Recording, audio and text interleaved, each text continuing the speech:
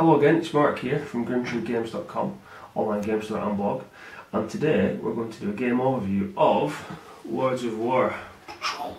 Check that out. Sorry for the squished box, it's been carried around in my laptop bag and played lots, which is a good sign, obviously. So it's a card game.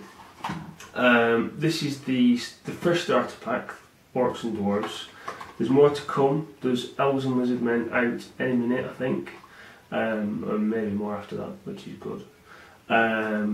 So you get everything in the one box. You get 2 decks to play with.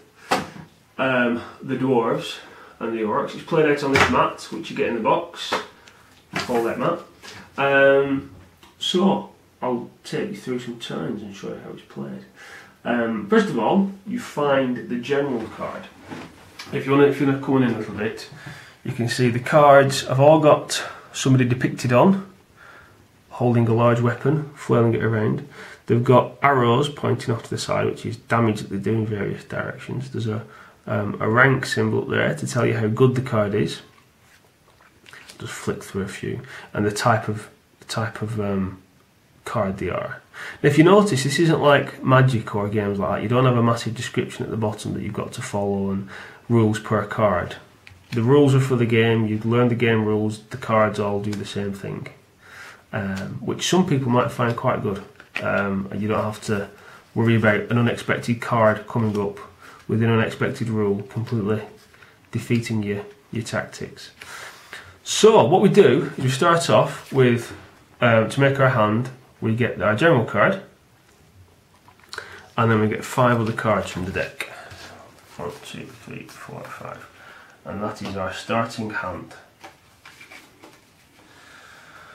And we'll do the same for the orcs. So that's the orc general card.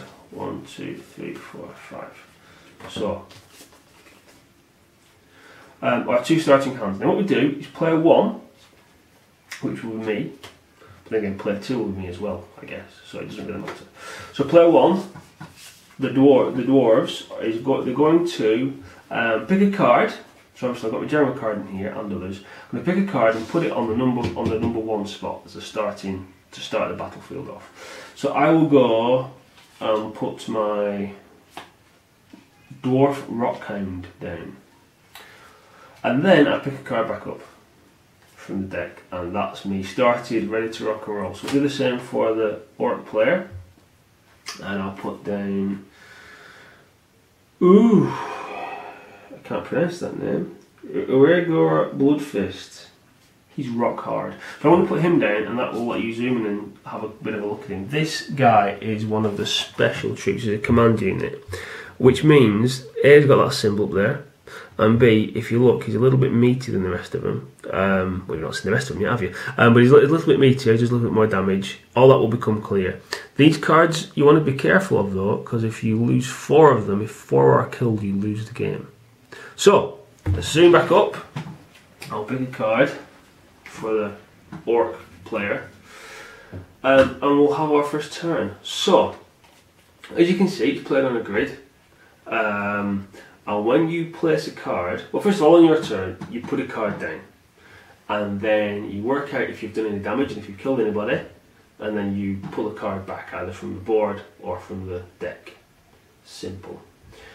So what I'm going to do is I'm going to put a card down. Now, most cards can only be put down next to an enemy card with damage going in their direction. Threatening them, it's called.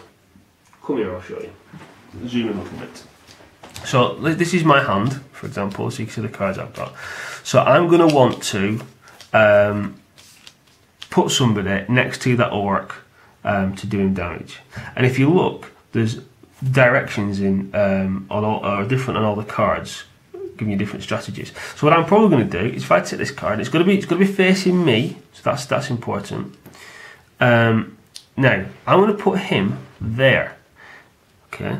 Now I'm going to threaten him, which is that's the point. You've got to put a card down. It's going to threaten an enemy card, and I'm going to do 4 damage in that direction.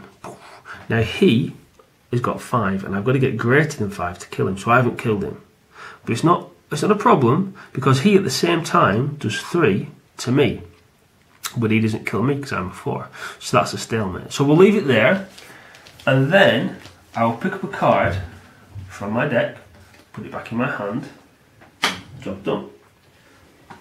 So it's the orc's turn now. So what the orc is going to do is, and I'll put my cards down here so you can take a look. Now then, you have to put your cards next to an enemy card, unless it's a ranged card or a support card. You can put those next to your own people. So a support card has a little arrow there, and a ranged card has a little, spear.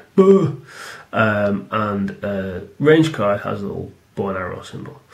So what I can do is I can take this card and I can put it there. It's ranged, it goes next to my own guy, which is good. And then when it comes to dealing damage, every time a ranged card deals damage, it does it, if you see that little symbol there, it does it in that grid. I don't know if you can zoom in on that. So it's got a 2 and a 3x3 grid. What that means is, directly in front of it, it's going to do 3x3 damage. Okay. So I've placed my card, and we work out all the damage on all the cards. So he is going to do 2 damage to him, who is still threatened by this guy, who's doing 3. So we add that up, which comes to 5. 5 beats 4, that kills him. First casualty. See? Simple. I think I've explained 90% of the rules. Ranged units can only fire ranged so long as they're not threatened. So what I could do now, as a Dwarven player, is if that's worrying me, and I can't necessarily kill it, what I can do is I can put one of my guys next to it, and it does become very tactical very quickly, because 1 or 2 cards, yeah, I'll put my card down, remember, it's not a problem. As the board fills up and there's more cards and there's more spaces filled, you can put a card, I've done it many times, you put a card down thinking, that's fine, I can do that, neglecting the odd arrow here and there that's pointing towards it, and it dies as soon as it lands on the table, so you've got to be very careful. So what I'm going to do is, I'm going to, let's say I didn't have anything to kill it. I do, but this is just for demonstration purposes. I just want to try and stop it for now. So I'll put a card down there, next to it. It's threatening 1 in that direction. I'm doing 1 damage in this direction, and he's doing 1 back to me. So 1 to me doesn't beat my 3, I'm safe. But because I'm doing 1 to this guy, it means that he can't use that ranged effect. He can still use his directly adjacent threatening values, but he can't use that ranged effect, so I've shut him down. Obviously killing him would have been better, but there you go. Now, so I played him, and I'm going to pick a card up, back up to my 6. What you can do, however, is you can recall a card from the battlefield, which is handy if you've got a card that's down there that is useful, like if you've got your general down, or if you've got one of the special command units down, you might want to pull him back to reposition. You can do this. There's a few conditions though. If you've just placed him, you can't pick him back up in the same turn. If he's actively done damage to somebody and killed somebody that turn, you can't pull him back up. Or he can't be engaged either, so he can't have an arrow pointing towards him with a number on, because he's actually in combat. So as long as none of those are true, you can pull him back. So for example, I could, instead of pulling something from there, I could pull that from there. And there we go, and you keep on going until you have 20 enemy cards, or 4 of the command units. So you've got to be careful where you put those command units down. You don't want to be silly with them, else will you lose you the game. Now, so it's quite a quick game. It tends to be about 30 minutes roughly in our games. So and there's lots of tactics packed into that 30 minutes as well, which is very good. So Each pack is made up of a number of cards. So let's have a look. 6 command units, 4 special units, 3 elite units, 6 veteran units, 8 regular units, and 8 recruit units. So, if you want to zoom back in again, I'll show you what I'm wibbling on about. Each one of these symbols is a rank, which means how good they are.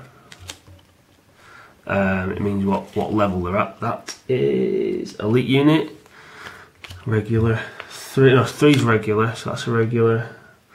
Veteran, I've got a veteran, and that's a special unit there.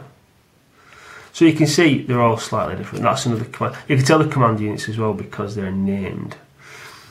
But what this means is each deck has a structure. You need to use all of these. You have a deck that's made up of all of these cards to build your army. So what you could do is, if you had a couple of decks, a couple of packs, and if there was a couple of characters that you liked or a couple of units that you liked, you could swap them out. So say for example, a goblin shanker. Sounds painful. Say I find them particularly handy, I can swap out some of the recruit units and put them in instead. They have mercenary arms, which basically gives you a license to swap any card for any card. So say I was going up against another player and he had his own set, I could use some of my dwarven characters in the orc deck. When elves and lizardmen, elves versus lizardmen come out soon, you're going to have 4 decks to choose from and mix and match. Now when you compare this to other games like Magic, like I said, each card has an ability. And that ability, if you know about it, great. If you don't know about it, it can surprise you when it gets slammed down on the table and wipes you out. This isn't the same. All you're doing is you're building a deck to find cards that work with each other based on rules that you both already know and you're both already familiar with. And there's lots of scope. I mean, brutally honest, when I first saw these cards, I thought, well, essentially you've just got numbers around the side. And there's only so many combinations you can do that. I don't really see how much character and depth you can give to an army based on those numbers. But you can, lots. Because it's not just the value of the damage, it's where it faces, left and right, back and front. And when you're placing the cards, it's massively important. There's tactics where you'll try and get cards lined up that do mostly forwarding damage, where you'll build a wall to try and get people. You can build a wall and then put ranged units at the back, which means that you're sort of covering more of an area. So there's tons of tactics. There's absolutely tons, all in that little box. So there we go. That is Lords of War. It won an award at the Games Expo for the best card game. So that's why it hit my radar, and that's why I got to drop it. So we're going to try and get this in the store pretty soon, as well as the expansion pack, the next deck that's coming out. So you should be able to see it there, gruntrugames.com if you take a look. We're on Facebook and Twitter if you want to come and say hello, follow us and like us and all of that stuff. And the YouTube channel, we've got more of these game overview videos on, might be helpful to you. So hopefully see you there. Thanks for watching, bye bye.